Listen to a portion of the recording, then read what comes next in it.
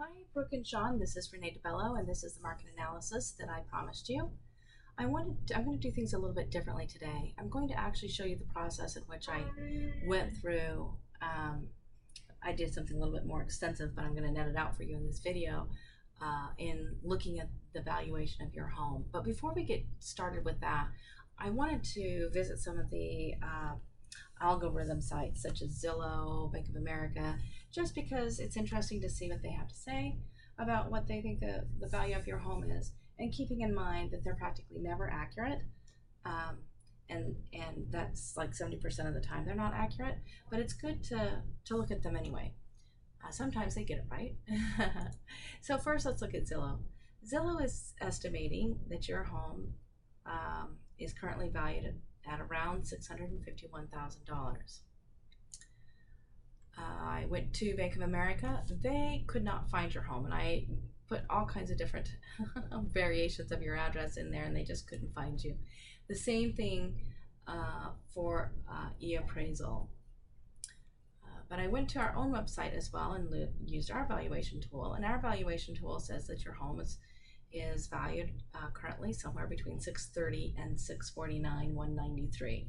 So within the same realm that Zillow was guesstimating. So let's see how accurate they were. The first thing I do always is I look at 1/4 mile within your home, and this is the MLS number of your home when you purchased it.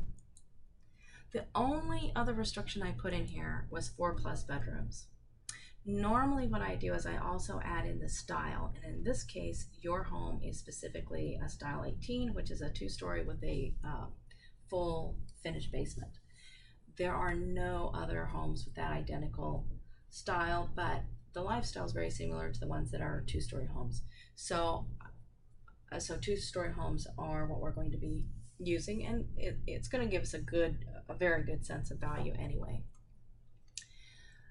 So to look at the map, here's your home, and these are the homes that fall within a 1/4 mile, and this is every home that's been on the property on the market for the past 6 months and what status they're in. And let's go through that.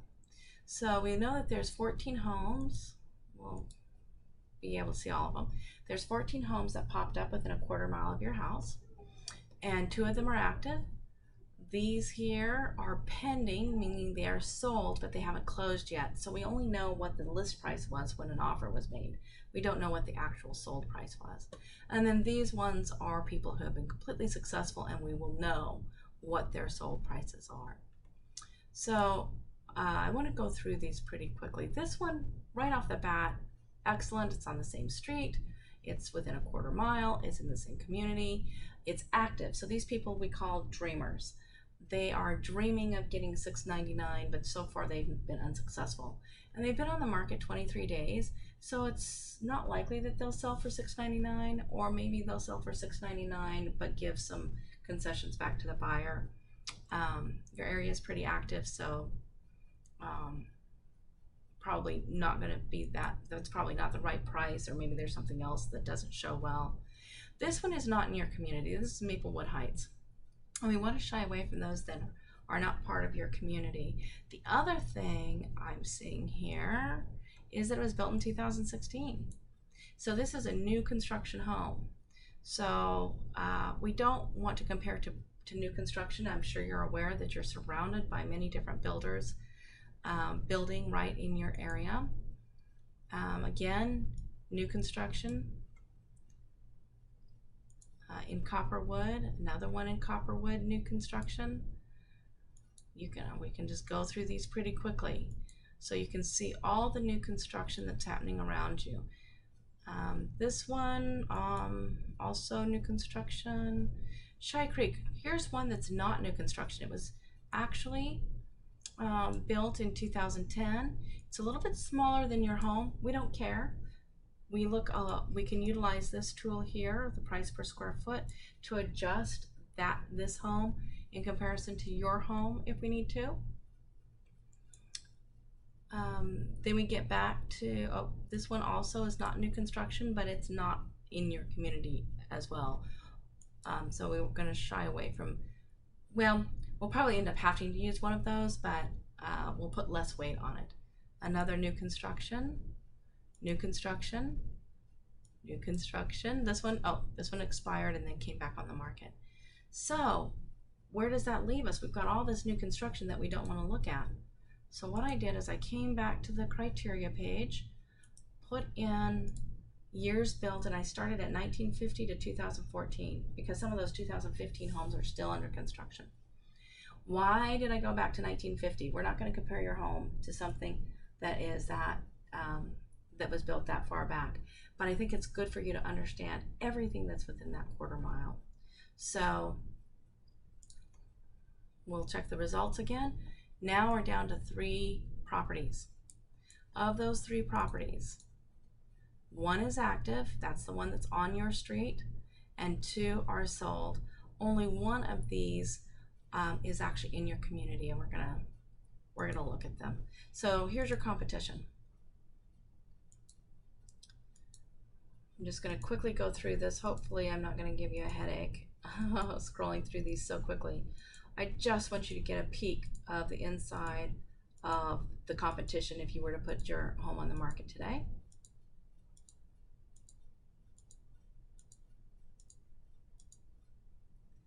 Okay.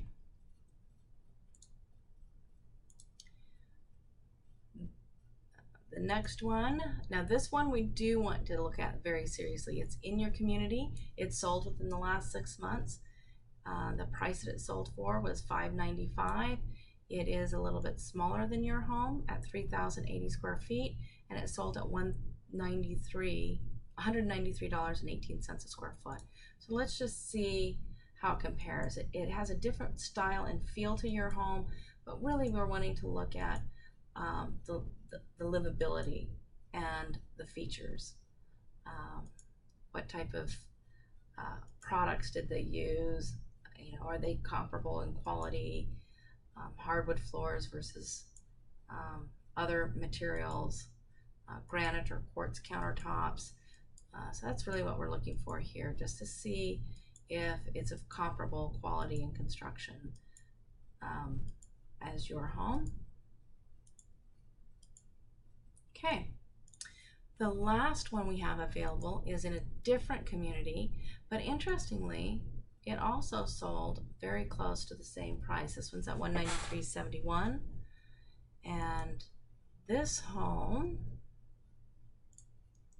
we'll take a quick look at. This one was built in 2007, so it's a bit older than your home, but still in the same age range, I guess I would say.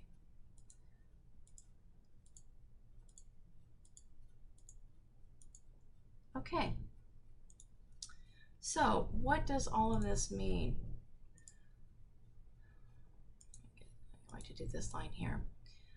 What I'd like to do, because these are the homes that are absolutely most relevant to yours, particularly this one here that was in the same community, I want to take that price per square foot at $193.18, and your home has 3,366 square feet.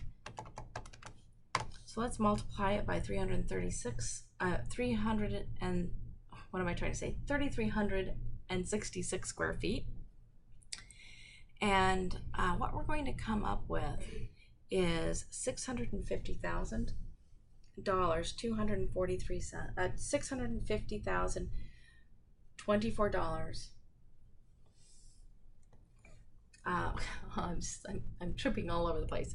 $650,243. Sorry about that. For your home. Now, of course, as you know, people don't list homes for an identical amount, nor do we expect them to sell for the identical amount that a calculation comes up with. It all depends on the buyers, what they like, how many buyers are in the market, etc. But it does give us it does give us a clear picture that this home's market value as of today is about $650,000. And like I said, it may sell for a little bit more, it may sell for a little bit less, but in general, that's what we're looking at. All of that will depend on how many buyers are on the market, condition of your home. You know, there's a variety of things that affect the ultimate sales price, but I think we have a clear perspective that $650,000 is a good starting place. And if I were to put it on the market today, I would put it on just under 650, such as 649,950, something like that. Please give me a call. I would love to come out and see the house and see you guys, and talk about what your plans are and what your timing is, and whatever we can do to help, we are happy to do so.